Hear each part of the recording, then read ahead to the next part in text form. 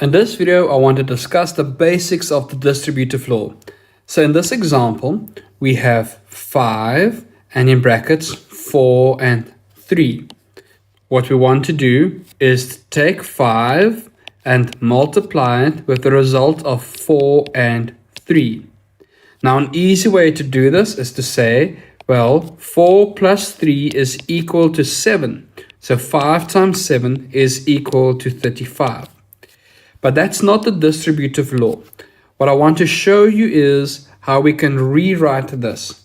So what we can do is we can say, let's take 5 and multiply that by 4.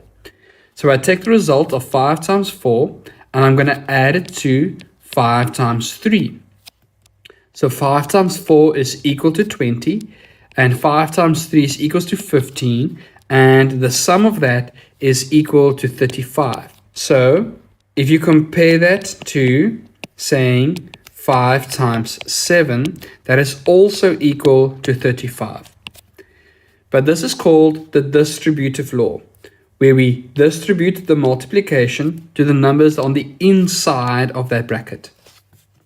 And where this becomes useful is where we need to multiply bigger values with one another. So if I say, take 27 and multiply that by 122, what you can do is you can rewrite 122 as 100 plus 20 plus 2. This is the same as saying 27 multiplied with 100. So I distribute 27 to 100. And then 27, or I add 27 multiplied with 20.